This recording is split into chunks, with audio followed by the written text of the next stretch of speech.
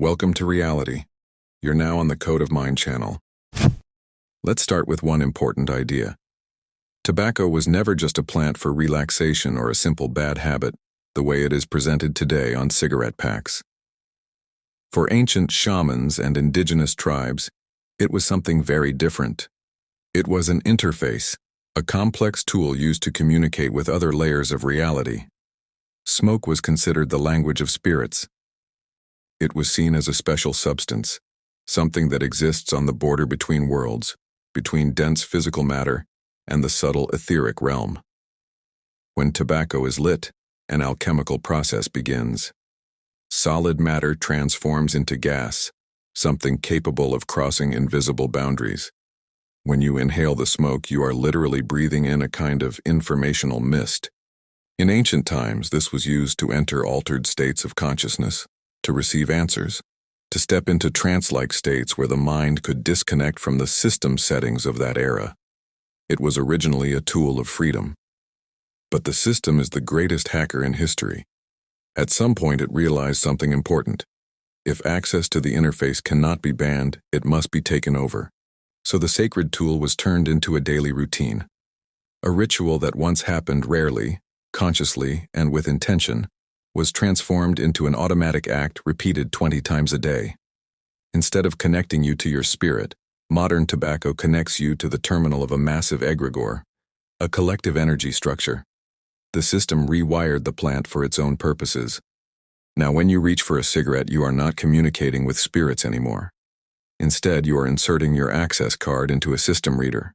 You believe it is your habit, your desire to relax, your moment to think. But in reality, it becomes a mandatory login into the system, a confirmation of your status as a payer. Your attention feeds a structure that replaces your natural state with artificial informational noise, wrapping your consciousness in a curtain of smoke. Have you ever noticed something strange? Just a few minutes before reaching for a cigarette, your internal state often begins to change. A subtle anxiety appears, a bit of irritation, restlessness, or a strange sense of emptiness that suddenly needs to be filled. We are told this is nicotine withdrawal, but according to this perspective, that explanation may simply be the system's cover story. What if the feeling is something else entirely?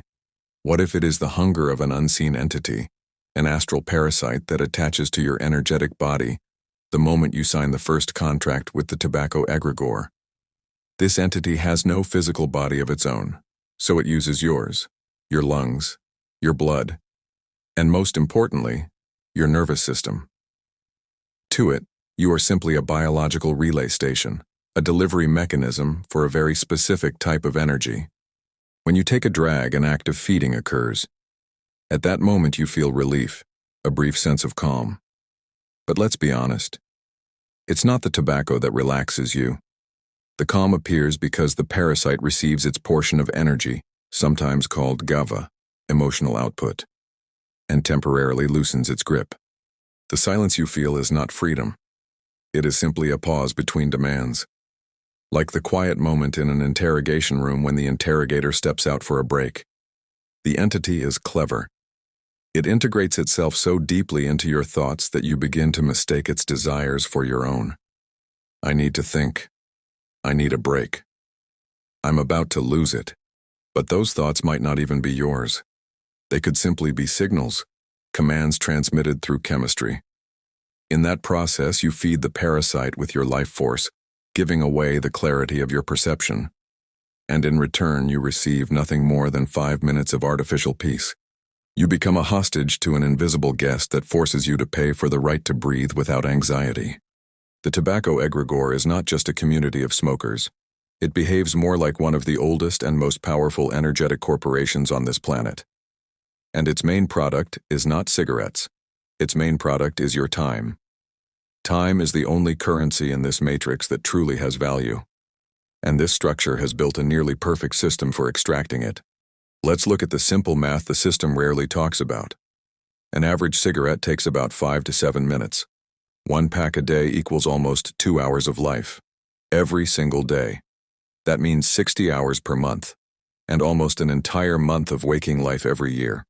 Time that no longer belongs to you, your family, or your goals. Instead, it becomes time spent connected to the terminal, transferring your personal resources into the structure. But the egregor is smarter than a tax collector. To keep you loyal, it offers bonuses. Have you noticed how often good ideas appear during a smoke break? Suddenly solutions come, clarity appears. You might think, the cigarette helped me focus. But what if something else is happening? What if the egregor occasionally returns a tiny fragment of information from its massive data field, just enough to make the ritual feel useful? A kind of cashback, a reward designed to maintain your loyalty. It gives you back your own thoughts that may have been blocked moments earlier, and releases them only after the ritual is performed. And so the trap is formed.